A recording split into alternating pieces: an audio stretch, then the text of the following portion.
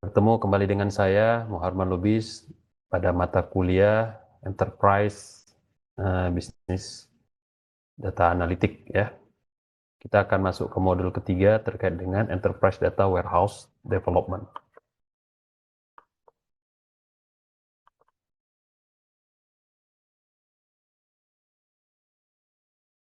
Oke, data warehouse itu adalah pool ya ataupun kolam ya dari data yang diproduksi, yang dihasilkan untuk mendukung decision making. Dan semua data-data tersebut ya itu akan disimpan dalam suatu kolam ya, dalam suatu lokasi, suatu tempat. Dan dia juga ya merupakan suatu repository ya, suatu gudang, suatu penyimpanan ya yang current sifatnya, terkini. Jadi data-data terus akan masuk ya, yang terbarukan terus akan masuk terus. Dan selain itu dia juga punya sifat historical data ya, data-data yang lampau ya. Jadi antar satu data dengan data yang lain itu saling berhubungan secara horizontal dan secara vertikal ya. Dalam artian vertikal berarti timelinenya ada, horizontal berarti keterikatan atau dependensi antara satu data dengan data lainnya.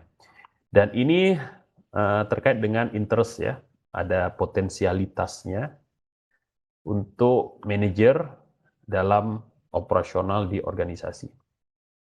Untuk manajemen juga ya, untuk operator, untuk manajemen. Kemudian data warehouse typically biasanya itu digunakan untuk mengkoneksi ataupun dan menganalisa ya data-data bisnis dari source-source yang berbeda ya, heterogeneous. Nah, kenapa? Karena prinsip dari minimalisasi ya. Ketika dia dihandle di satu tempat, tentu proses analisanya akan menjadi lebih ribet ya, lebih rumit. Sementara ketika kita pisah dengan source-source yang lain, tapi dia terkoneksi, maka kita bisa mengambil informasi-informasi yang perlu pada saat itu juga dan prosesnya menjadi lebih cepat dan lebih efisien. Jadi titik kunci ya adalah efisiensi. Nah, data warehouse itu adalah core ya dari business intelligence system di mana dibangun untuk data analisis dan juga proses pelaporan. Dan pelaporan ini biasanya dalam bentuk visualisasi ya. Kemudian itu juga adalah teknologi yang terblended ya, yang tergabung, juga komponen-komponen yang tergabung, di mana dia membantu ya, ataupun mensupport, ataupun mendukung ya, penggunaan data yang sifatnya strategis. Dalam hal ini adalah decision making. Kemudian ketika data warehouse itu tumbuh besar ya dalam size, maka masalah integrating data itu akan nambah juga ya, akan tumbuh juga. Nah, data integrasi itu mengandung 3 proses utama, ya, 3 major process. When correctly implemented, ketika diimplementasi secara benar, maka itu akan membolehkan ya data untuk diakses dan juga tersedia ataupun gampang dilihat ya, diakses, dimanfaatkan untuk proses ETL ya, extraction, transform, and load ya pada aplikasi-aplikasi antarmuka yang terkoneksi atau yang terhubung. Dan juga bagus ya, atau bisa dimanfaatkan untuk tools-tools analytical ataupun analisis, ya walaupun secara prinsip ini sama ya, tapi dalam penerapannya berbeda ya. Analytical ini lebih ke arah bisnis ya, sementara analisis ini lebih ke arah efisiensi ya. Kemudian data warehouse environment ya, jadi bisa juga untuk mensupport ya data warehouse environment. Nah, prosesnya apa aja? Yang pertama adalah data access ya, kemampuan untuk mengakses dan mengekstraksi data dari sumber-sumber data yang ada. Kemudian yang berikutnya adalah data federation. Ini adalah terkait dengan proses integrasi ya, business view, pandangan-pandangan bisnis dalam seluruh ataupun banyak data store yang ada ya, yang terhubung dengan data warehouse tersebut. Yang terakhir adalah untuk change capture, ini berdasarkan identifikasi, kemudian capture ya pastinya, dan juga delivery of the changes untuk perubahan-perubahan yang dibuat kepada sumber-sumber dari enterprise. Kemudian tujuan utama ya dari data warehouse adalah untuk mengintegrasi data dari sistem-sistem yang banyak, dan various teknologi integrasi itu membolehkan data dan juga integrasi metadata. Apa saja? Contoh seperti Enterprise Application Integration, ya, kemudian Service Oriented Architecture, SOA, ataupun Enterprise Information Integration, EII, ataupun Extraction, Transformation, and Load, ya, yang terbaru ya. Tapi yang lain juga membolehkan ya teknologi-teknologi untuk mengintegrasi ya data-data source, data-data mart ke data warehouse, dan proses decision making menjadi lebih mudah. Kenapa? Karena mengoptimalisasi proses kalkulasi ya dari data-data yang berbeda tersebut. Kemudian Enterprise Application Integration itu menyediakan vehicle ya, kendaraan ataupun alat ataupun cara untuk nge-push data dari sumber ya ke data warehouse. Nah, jadi perintah atau fiturnya itu ada di masing-masing data source ya. Dia yang nge-push, dia yang akan nge-transfer, yang memberikan data tersebut ke data warehouse. Dan ini akan melibatkan ya aplikasi yang terintegration, tentunya dia harus punya fungsi tersebut ya. Dan bisa fokus kepada fungsi sharing rather than data. Jadi fungsinya itu across system yang akan membolehkan flexibility dan reusable. Ya.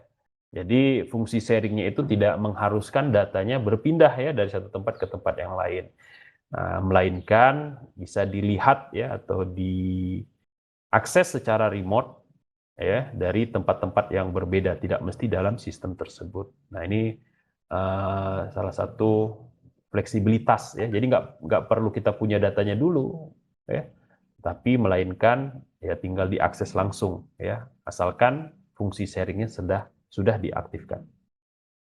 Kemudian ada juga SOA ya, Service Oriented Architecture. Ini adalah terminologi istilah yang menjadi tren ya sekarang terkait dengan latest teknologi. Tapi sesungguhnya ini sudah mulai digantikan ya dengan konsep-konsep arsitektur yang lain.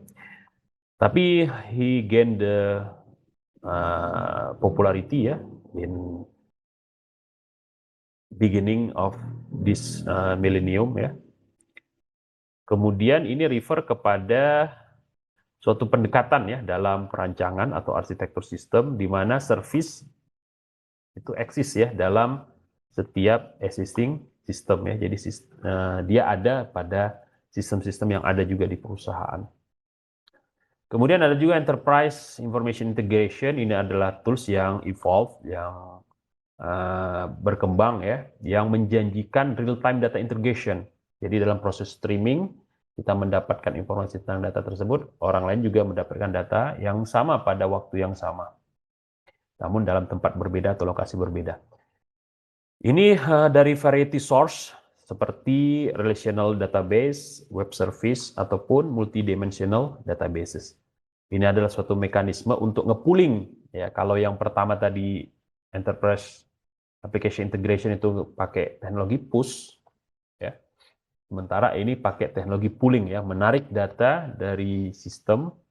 Ya, jadi kerja server atau kerja warehouse menjadi lebih keras di sini, lebih aktif, di mana dia akan nge-pool yang menarik data-data dari tempat-tempat yang sesuai. Ya, tapi sesungguhnya dalam beberapa kasus ini juga lebih efektif ya. Kenapa? Karena kalau nge-push tadi, maka mau tidak mau data warehouse harus punya mekanisme untuk ngeblok ya atau ngefilter atau give the instruction untuk menghentikan proses pengiriman tersebut atau nge-push tadi.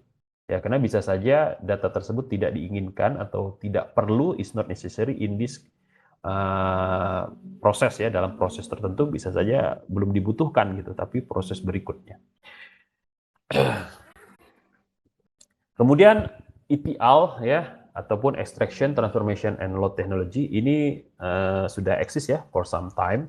Ini adalah instrumen dalam proses dan penggunaan data warehouse. ETL proses adalah integral komponen dalam setiap project dengan basis atau dengan center ya, pusat data. Jadi apa benefit dari data warehouse? Data warehouse tentu menyediakan ya berbagai manfaat yang bisa kita klasifikasikan sebagai langsung dan tidak langsung. Yang manfaat langsungnya itu adalah end user dapat memperform ya, melakukan analisa secara ekstensif dalam numerous way, dalam cara-cara yang beragam ya, dalam cara-cara yang banyak ya, tergantung kebutuhan ataupun konteks pada saat proses analisis itu dilakukan. Kemudian bisa mendapatkan pandangan yang consolidate ya, konsolidasi. Konsolidasi itu adalah yang terangkum ya, yang padat, yang compact ya. Jadi ya 1+2 ya sama dengan 3. Nah, itu yang consolidate. Jadi 3 itu adalah tambahan ataupun proses akhir dari proses penambahan 1 dan 2. Ya, itu adalah consolidate view of corporate data. Jadi single version of the truth secara komprehensif, ya, secara padat, compactness, itu bisa diwujudkan. Kemudian better and more timely information is possible, ya efisiensi dari sisi waktu, kemudian enhance system performance can result, ya jadi performansi sistem itu bisa ditingkatkan gitu. Kita tahu titik-titik mana yang harus diperbaiki, oh ini berarti proses bisnisnya terlalu lama, oh ini berarti administrasinya harus dikurangi, oh ini mungkin dari syarat-syaratnya bisa kita gabungkan, merge, dan seterusnya. Kemudian akses data juga menjadi lebih simple. Jadi tidak perlu kita pergi ke lokasi tersebut atau tidak perlu untuk meminta proses transfer dilakukan ya secara koordinatif dan sebagainya. Jadi proses menjadi lebih sederhana, data akses bisa diakses dimanapun, kapanpun, dan dalam kesempatan apapun. Sementara itu pendekatan development ya dari data warehouse itu bisa dua cara. Yang pertama adalah top down, yang berikutnya adalah bottom up. Top down itu dengan mengadaptasi ya tradisional relational database tools untuk kebutuhan-kebutuhan pengembangan dari data warehouse yang sifatnya enterprise wide. Ini dikenal dengan EDW approach atau built-in mon. Ya. Kemudian yang bottom up itu membolehkan ya modeling-modeling yang sifatnya dimensional. Ini dikenal dengan DM ya approach atau data management approach by Ralph Kimball. Ya, jadi ada EDW approach, ada DM approach. Ini beberapa list ya data warehouse vendor ya. Business Object itu SAP, Computer Associate.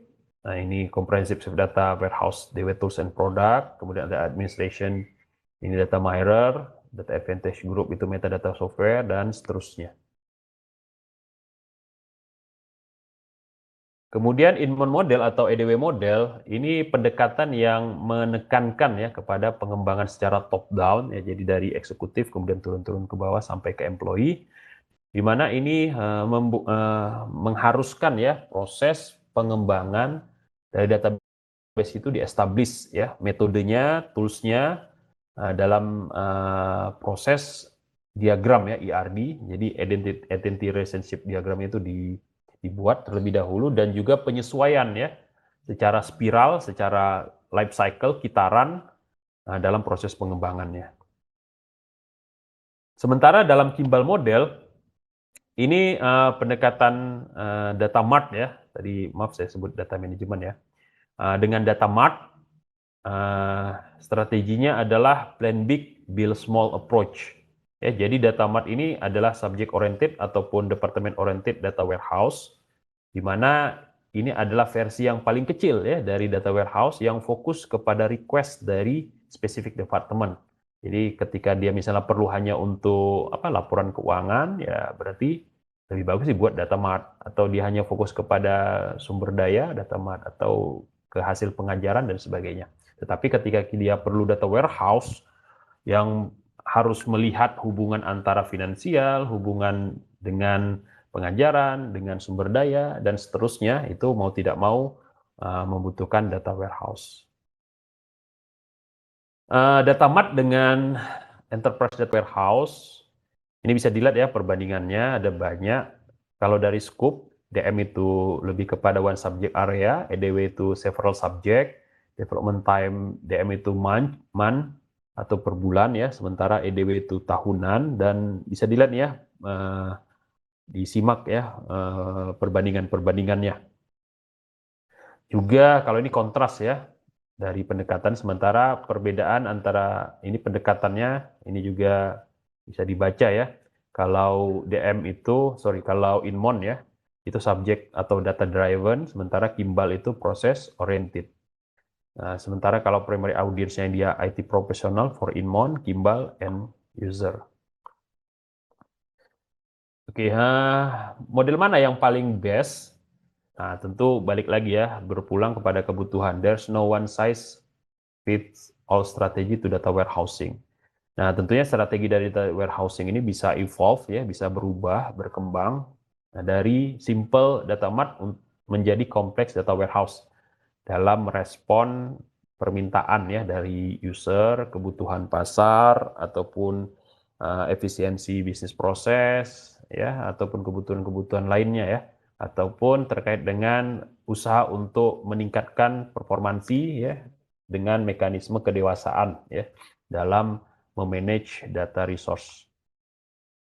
Kemudian ada yang disebut dengan dimensional modeling. Ini adalah sistem untuk menarik ya atau retrieve berbasis retrieval yang mendukung query dengan volume yang sangat besar ya.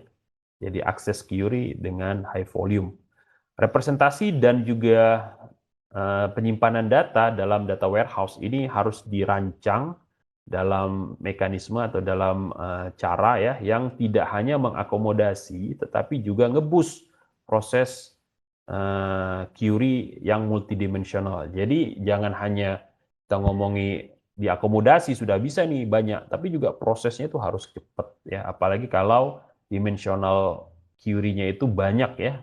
Seperti misalnya searching bukan hanya dari tanggal, tapi juga dari orang ya, dari ID ya, dari ya proses-proses yang lain ya, yang bisa go through misalnya dari alamat, single alamat apa, uh, misalnya alamat yang diingat cuma alamat terkait dengan nomor misalnya ya, atau kode pos dan sebagainya, itu juga bisa dibolehkan.